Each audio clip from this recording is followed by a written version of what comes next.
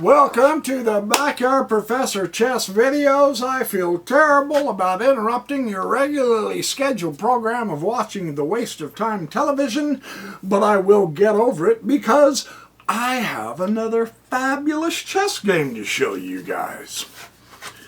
You want to attack? Great. So does this game. Yeah, Murray versus Nikitin. 1971. Let's see what these guys are up to. I would suggest they are playing a game of chess, not checkers. I'm just saying. Stay calm, everybody. This is a genuine chess game right here. D5, and now white will take E takes D5. See that rude little pawn in the center? Off with his head. Get him out of there. So this guy scurries forward and says, whoo, I got out of danger that way.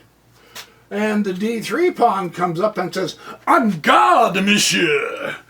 And the little squirt here says, ha, I can take you, you pansy. You're just a pawn. Like Alice in Wonderland, you're just a deck of cards. Well, you're just a pawn. So the bishop says, you know what? So are you. You're just a pawn. So, the development is in favor of white at this point, yeah? Well, the queen comes and takes the central pawn. Powerful central development, a little early in the game, but she has places she can go if she needs to that are really quite strong, and she needs to because here comes white. Again, improving his development. Queen bumps back and goes check. Rather than lose the chance to castle, white will block the check with the knight. Okay, now here comes black getting ready to develop. Remember, when you are ahead in development, you gotta keep going because eventually the opponent will catch you in development. So try to, if you can, find an advantage if you get ahead in development. Well, he decides, hey, I'm going to attack the queen. That little punk, that squirt, that unranked peasant dares attack Le Majesty. Madame, may I have this dance with you? And the knight says, nothing doing, dude. That's my lady for the knight to dance with. Off with his head. And so the knight comes into action. Probably a pretty good move because you don't want to leave the knight on the edge for very long. It's not as effective. So this game is heating up. It's looking pretty good. White decides to castle. Definitely. Tuck the king into bed safely. The knight will now come galloping up here and do a beautiful fork on the queen and the rook. That is what I would advertise as being rude. But you gotta admit, it's a heck of a fork.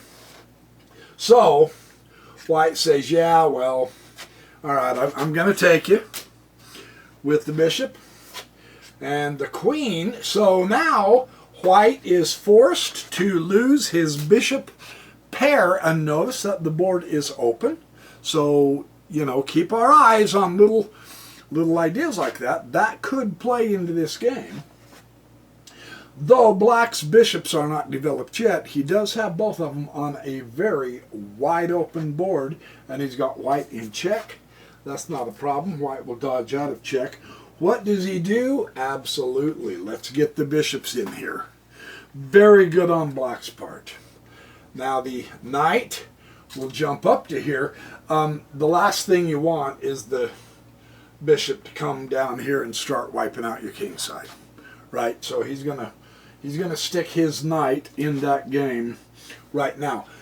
At this point, black sees, yeah, I probably should take advantage of the castling because the queen in front of the king like that is not good, right? So, time to castle. You never want to trap a queen in front of a king, man, if you can at all help it. And now this gives white a chance to bring out a very strong queen on a very dangerous area. Ooh, well, you can chase the little lady off. True, it does present a weakening of the the dark squares around the king. That's true. There is no fianchettoed bishop. He's over here instead. So white has induced a weakness. The question is, can you cash in on that? Now, the nice thing about this game is white shows us that when you induce a weakness, try everything you can to proceed onward. And so he will take the pawn. Whoa. Now, that's pretty bold, yeah? So F takes it, and you go, well, all right. Yeah, it opens up a little bit. The castle is there. The rook is there next to his beloved king, protecting him. And now the bishop comes in here and takes the pawn. And now the king cover is completely wiped out. Now it's true. White is now 2 powers down, and there doesn't appear to be a lot of attack left. Yeah? The key is to recognize the king is open, so play it with that idea in mind. Let's see what can happen. Queen takes the pawn. Skillful. Now, he did sacrifice 2 pieces to get that king wide, love and open, but he is 2 pieces down. So what this tells us, white cannot play passively. He must attack. He must go after black and keep going after black and keep going after black. That's what you'll learn. When you sacrifice 2 pieces, man, and you are on an open board, and your opponent really does have both bishops and the queen for the diagonals, you really have to go hard. No mamby-pamby, none of this noise. No. None of this I've got to gain space. You're past that point.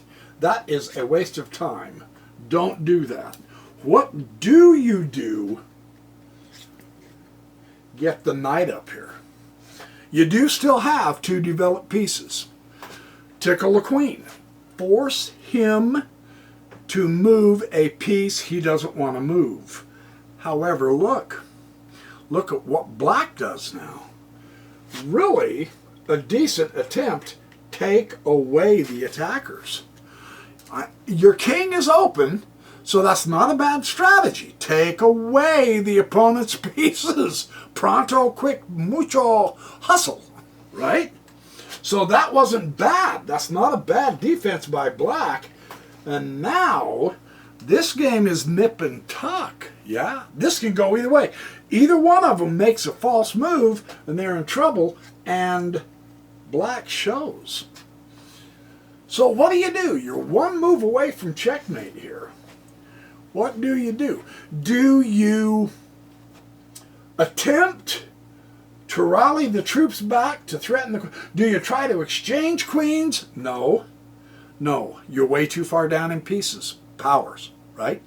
So what do you do? What do you do here? This is getting iffy. Okay, well, keep the initiative.